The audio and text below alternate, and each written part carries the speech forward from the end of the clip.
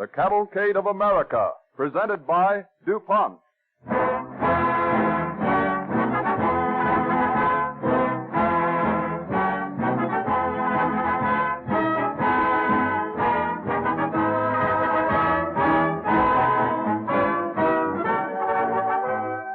On December 7, 1787, Delaware led the way towards the founding of a new nation, the United States of America.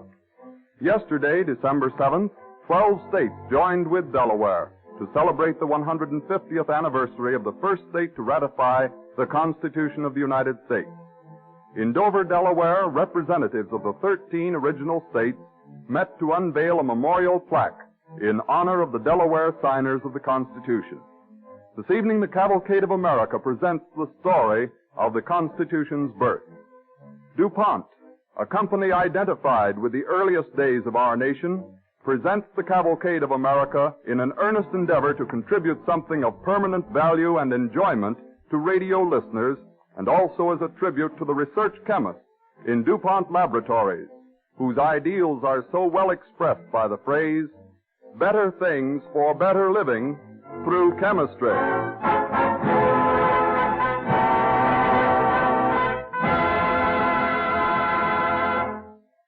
As an overture, Don Voorhees and the DuPont Cavalcade Orchestra play Virginia, the march from the operetta of the same name.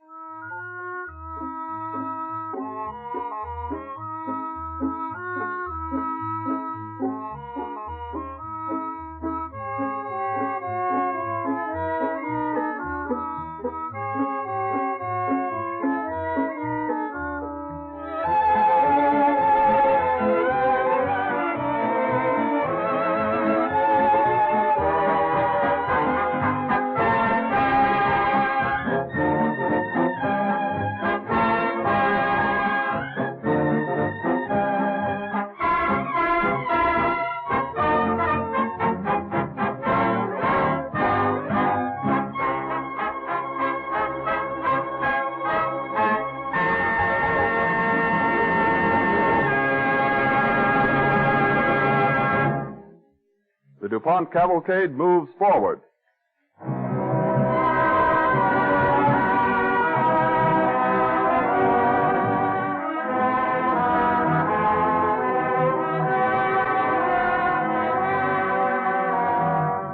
Although the Constitution of the United States has been the foundation of our country since 1787, few of us realize why or how it came into being.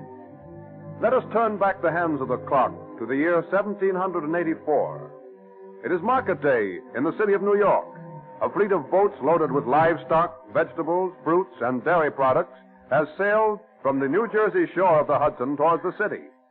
On one of these sailing vessels, Hobbs, a New Jersey farmer, is talking with his son George as their craft pulls ahead of the others. Well, I guess we've outdistanced them, son. Looks like it, Father. Did you notice old Grimes' face as we passed him? Yeah. It's worth buying this bigger craft just to see that look on his face. He won't get the best location this market day. Now, ought to be a good day for business, too. This fine weather. Yeah. and the New Yorkers will have to pay what we ask. It's just a case of supply and demand. We have the farms, they have to buy. And it's easier for us to sail over from Jersey than for them to drive in from upstate. We're well ahead of the rest now, and I know just the place we can get... Ahoy, the barge!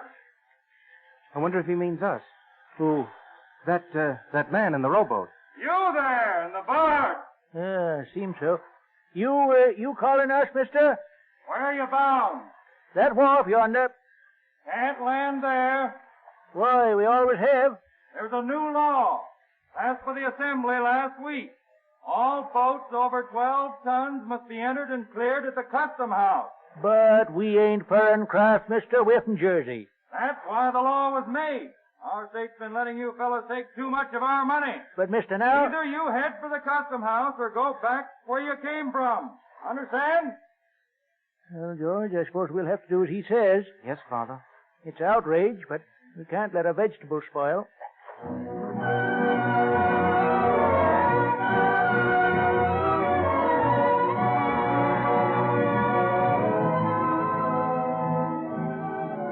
Market day in New York. A crowd of farmers from New Jersey and Connecticut offering their wares to the New Yorkers. Usually a happy lot, pleased with the idea that they're outsmarting the city folk. Today, bitter at having to pay large duties as if they were foreigners. Hobbs and his son have a stall near a man from Connecticut. Just as if we ain't Americans. Well, never mind, Father. Well, hey, Connecticut. Yep, Say, did you have to pay duty when you brought your firewood into New York? that they did. Say, what did we fight for? Where's this freedom they promised us? What do these New Yorkers think they are? Still Tories, I call it. Yeah, they want a lighthouse on our Sandy Hook. Well, I hope New Jersey makes them pay through the nose.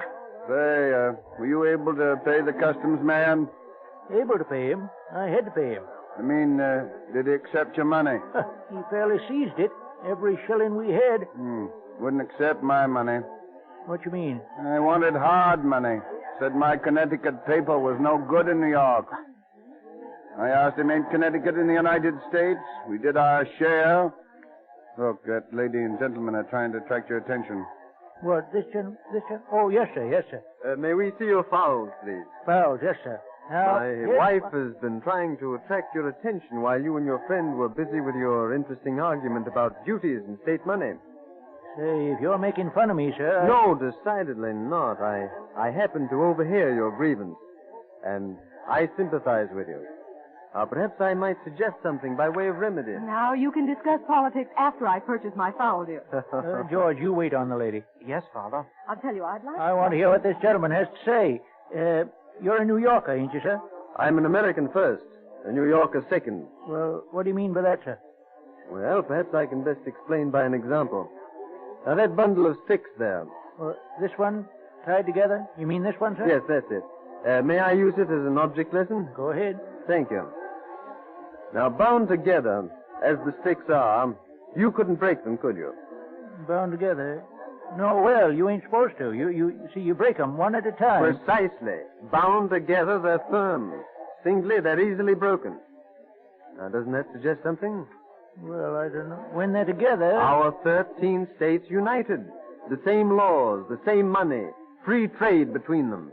United in fact as well as in name means a country. But 13 states, each jealous of the other, trying to stand singly, means chaos. Yeah, I see what you mean. I have the fowl, dear, and some vegetables. Will you pay the man? Oh, certainly, my dear. There you are, son. Thank you.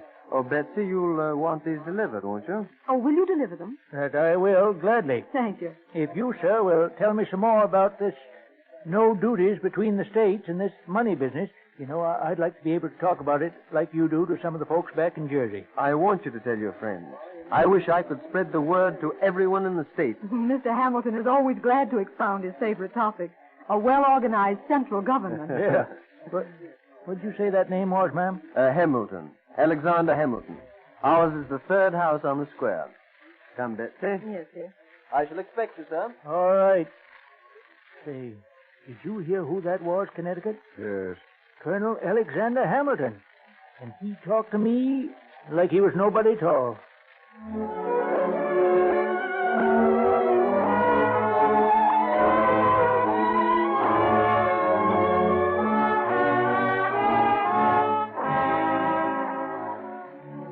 York, New Jersey, and Connecticut were not the only states to set up duties. Virginia and Maryland also had their custom houses, and the advocates of a responsible central government finally persuaded these states to appoint commissioners who were to meet at Alexandria to form some plan which would regulate commerce and prevent smuggling. The commissioners met in March 1785 and decided to consult with the one man who was respected by all the states, George Washington.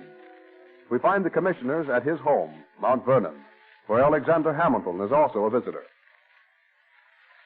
It's not merely the case of Virginia and Maryland on opposite sides of the Potomac, gentlemen, but every one of our 13 states and our territory beyond the Alleghenies. You've traveled through that country yourself, I believe, General Washington. Yes, sir. And for a number of years, I've been working on the idea of a canal connecting the Potomac with the Ohio. A splendid project, sir. But if the canal is to be completed, gentlemen, Delaware and Pennsylvania also have to be consulted. I realize our people are widely separated. Merchants and fishermen in the north and east, planters in the south, farmers in the central states, trappers in the west. All have varied interests. We need some common bond, some way of making them all see their federal responsibilities. Why, our Articles of Confederation give Congress the right to pass laws for the benefit of all the states. Yes, but they don't give Congress power to enforce them. But, Colonel Hamilton, our states are very jealous of their powers. The proposition is self-evident, gentlemen. We are either a united people or we are not. If we are afraid to trust one another under qualified powers, there is an end of union. General Washington is right, gentlemen.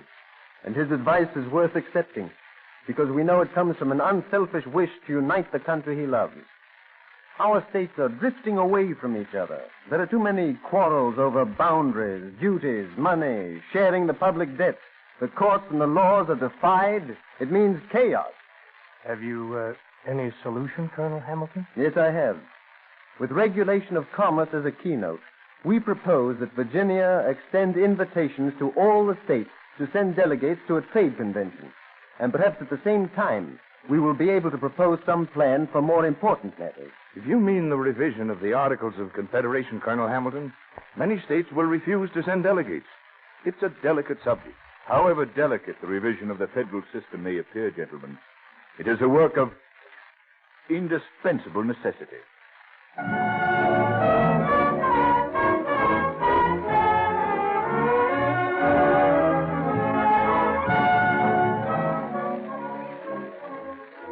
So in September 1786, a convention was held in Annapolis. But so little was thought of the idea that only 5 states were represented: New York, New Jersey, Pennsylvania, Delaware, and Virginia. However, it resulted in the call for another convention the following May. At first, the states were slow to respond. But on May 29, 1787, the most momentous convention ever assembled in America took place in historic Independence Hall, Philadelphia. A group of the delegates are talking before the convention is called to order. Even in the face of this surprising representation, Mr. Hamilton, I can hardly make myself believe that what we are doing is strictly legal. There must be limits to the powers of this convention. And I took care of that when I drew up the call for the convention, Mr. Patterson. I believe it covers every phase of the matter. You really believe that the Articles of Confederation can be successfully revised? No, sir. Not revised, but discarded entirely. What, sir? We must have a new constitution. Don't you agree, Mr. Madison? A constitution with a centralized government, Colonel Hamilton. But won't the states rebel at the usurpation of their authority? Whatever we may submit must be agreed upon by specially called conventions. They will be adequately protected. Morning, Mr. Hamilton. I trust I see you well, sir. Good morning, Mr. Wilson. Gentlemen, this is Mr. James Wilson of Pennsylvania. You know Mr. James Madison of Virginia, I think? Yes, I do. Mr. Patterson of New Jersey and Mr. Ellsworth of Connecticut. How do you do? Well, gentlemen, a new set of ideas seems to have crept in since the Articles of Confederation were established. Conventions of the people, or with power derived from the people, weren't thought of. Without the confidence of the people, my dear Ellsworth, no government can long subsist. Oh, pardon me, gentlemen. I see Dr. Franklin entering the hall. I want to pay my respects. I think it would be fitting for us all to do likewise. But grand old gentleman, over 80, they say. Yes, his body may not be as vigorous as formerly, but There's no finer mind in America today. No finer in the world, Mr. Wilson. Morning, gentlemen. How do you do, Doctor? Good morning, sir. Colleague Wilson, I'm glad to see you. And I you, sir. To see all these gentlemen. Thank you. How is the friend of the human race today? We're grateful to have you to turn to for advice, sir. I trust you gentlemen are not trying to turn my head with your flattery. No. You should have been named the president of this convention, sir. No, my friend. Is well called the savior of his country. And if I'm not mistaken, he's calling us to order to tell you the people. Gentlemen, kindly be seated. Gentlemen, it is all too probable that no plan we propose will be adopted. Perhaps another dreadful conflict is to be sustained. If to please the people, we offer what we ourselves disapprove, how can we afterwards defend our work? Let us raise a standard to which the wise and the honest can repair. The event is in the hands of God.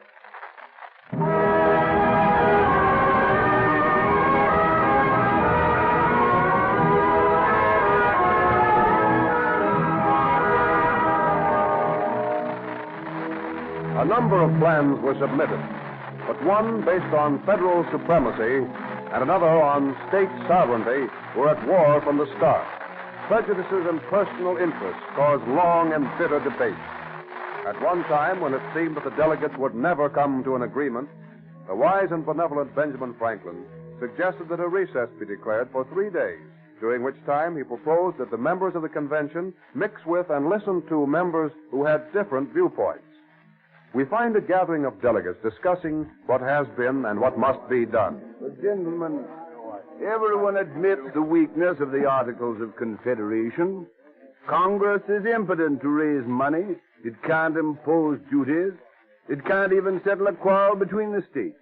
We all know it, and yet we can't agree on a remedy. The small states insist on equal representation with the large states. That, sir, is impossible. Unless there is representation by the population, it is extremely possible that a minority would soon rule the majority. But there's nothing to prevent two legislative branches, an upper house with equal representation of the states and a lower house with representation by population, each acting as a check on the other. Certainly. And an executive who would act as a check on both. But who would check the executive?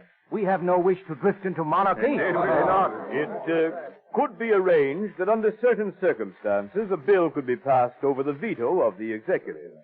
Each could act as a check on the other. Is one head as good as, say, 3 executives? One man would feel the responsibility more than several.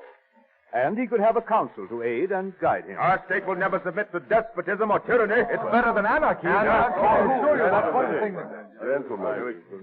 Gentlemen, I've listened to your arguments with much interest. Oh, Dr. Franklin, I have May I offer a suggestion? Oh, please do, Dr. Franklin. Gentlemen, we were sent here to consult, not to contend with each other. State after state has broken the Articles of Confederation. One has made a separate treaty with the Indians. Another has issued paper money with no coin behind it. What pleases the North is anathema to the South. We must prepare a constitution of compromises. Let us forget our contention, gentlemen, and think now how we may best compromise.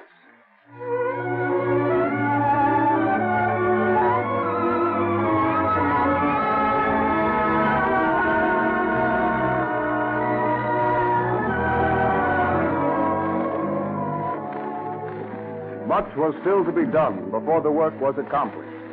On the 8th of September, a committee was appointed to draw up the final document. From the 12th to the 17th, this final draft was debated by the convention. And on the 17th, it was accepted unanimously by the 12 states represented and signed by 39 delegates. But before the Constitution could become law, it had to be accepted by 9 of the 13 states.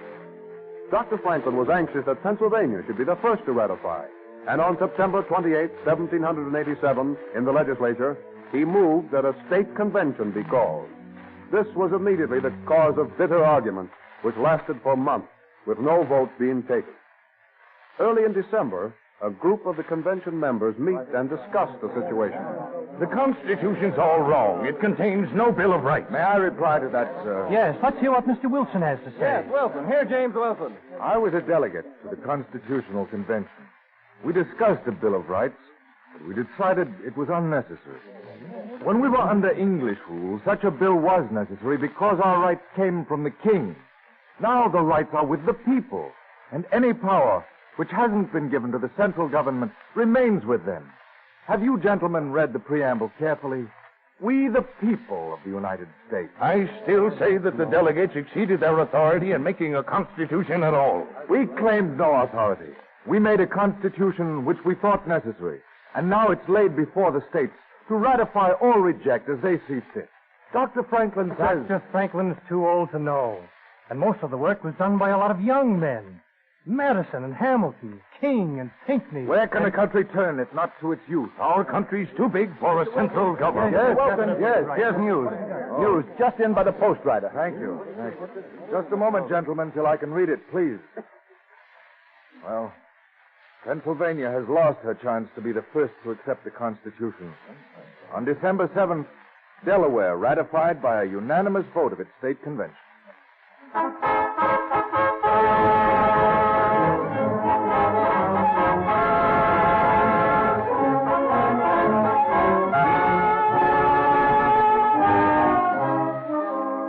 Delaware was the first state to ratify the Constitution, and one by one the others followed. On April 30th, 1789, outside Federal Hall in New York City, a large crowd assembles to witness the inauguration of the first President of the United States. Among the onlookers are our friends, the New Jersey farmer, his son, and the man from Connecticut. Well, hello, Connecticut. Hi. Come down for the excitement? Been driving since early this morning. Seems like everybody in the States is trying to crowd into this square. Well, it's a sight we've never seen before, nor will ever see again. The first president of the United States taking the oath of office. Where's the ceremony to be performed? Oh, yonder on that balcony. The one with the columns there. You can see the table there with the red cover. Oh, yes. Never saw so many flags and banners all in one place. Oh, it's a great sight. I was bound my boy Georgie wouldn't miss it. Oh, you're enjoying the celebration, eh, George? Oh, yes, sir. You should have been here this morning. General Washington was rowed across the river in a big decorated barge by 13 oarsmen, all dressed in white. You don't say. Yes, and there was a parade from the wharf to the hall there. Famous men from all over the country. You never heard such cheering. And I saw His Excellency almost as near as I am to you. Yeah, they say he's been welcomed all the way from Virginia. I know they erected a triumphal arch at Trenton, and there was women, singing and strewing roses in his path. Someone's coming out on the balcony now. That's General Washington, the tallest man there, in the dark brown suit. Yeah, let's push away near so we can hear something. Yes, let's, Father. Excuse me, please. Let me by here, will you? Just a minute. Let me get in. Who's that with him in the black robe? That's Chancellor Livingston. He's going to administer the oath. That's the Bible, isn't it, Father? Lying on the cushion? Yeah, must be. Chancellor's raising his hand. I will repeat the presidential oath. I do solemnly swear that I will faithfully execute the office of President of the United States and will, to the best of my ability, preserve, protect, and defend the Constitution of the United States. Do you so swear? I, George Washington, do solemnly swear that I will faithfully execute the office of President of the United States and will, to the best of my ability, preserve, protect, and defend the Constitution of the United States. So help me God. This is a great day for America, Father. The greatest, son. We're a nation at last. They're raising the book, but he bows down to kiss it. Long live George Washington, first President of the United States!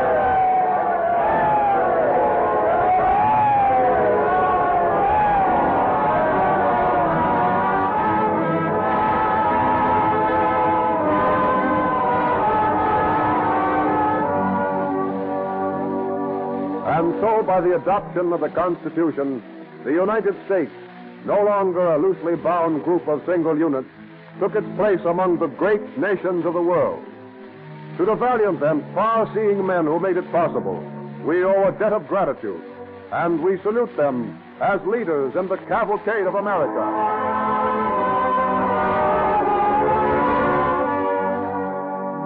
And now we are pleased to welcome as our guest on this evening's DuPont Cavalcade, Honorable Richard S. Rodney, Associate Justice of the Supreme Court of Delaware. Judge Rodney is a descendant of George Reed, one of the original signers of the federal Constitution. He is also a collateral descendant of Caesar Rodney, whose horseback dash to Philadelphia made Delaware's vote unanimous for liberty and helped bring about the adoption of the Declaration of Independence. And Judge Rodney, you are something of an authority on the Constitution, and I understand that you are the owner of much of George Reed's correspondence. Do his letters reveal any unusual sidelights on the events of those days?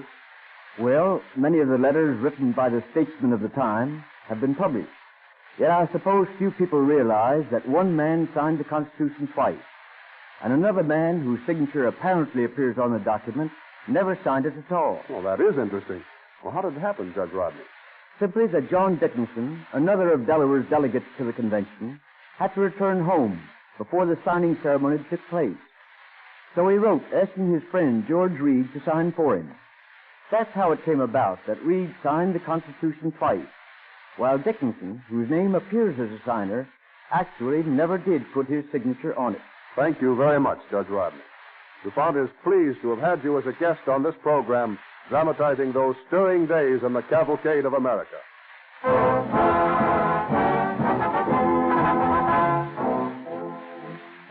12 years after George Washington was inaugurated first president of the United States, a sailing vessel, the American Eagle, dropped anchor at Newport, Rhode Island. Among its disembarking passengers were Pierre S. DuPont de Nemours and his two sons, Victor and Irénée. 2 years later, in 1802, young Irénée DuPont, encouraged by his friend Thomas Jefferson, who was then president, established a small powder mill on the banks of the Brandywine Creek near Wilmington, Delaware. Jefferson himself used DuPont powder to remove rock from the grounds of his home at Monticello, Virginia. DuPont's tiny enterprise supplied powder that enabled frontier settlers to secure food and defend themselves against wild animals and Indian raids. Later, as the nation grew, DuPont produced new types of blasting agents to help clear lands for farming, blaze trails for the highways of the future, build railroads, and deepen waterways for navigation. Still later, at the turn of the century, the DuPont Company established the Chemical Department, dedicated to development work and research. As the needs of the nation grew, this department grew, until today it is really the heart of the DuPont Company. From the Chemical Department have stemmed a variety of DuPont chemical products which contribute to the comfort and convenience of modern life. One of the first of these was coated fabrics, now used for bookbindings, luggage, and upholstery. Then came pyroxylin plastics, first employed in making toiletware, now serving in almost countless ways from toothbrush handles to safety glass. Today there are 6 DuPont plastics for various needs. Next, the DuPont Company offered to expanding American industry a group of so-called heavy chemicals, acids, pigments, and the like, for making a great variety of useful things from wallpaper to automobile tires. About 20 years ago, DuPont helped establish an American dye-stuffs industry to produce truly color-fast dyes at low cost. Then came the man-made yarn, rayon, followed by DuPont's development of the moisture-proof, transparent wrapping material, cellulose film. And so it has gone, one forward step leading logically to another, with a steady flow of new or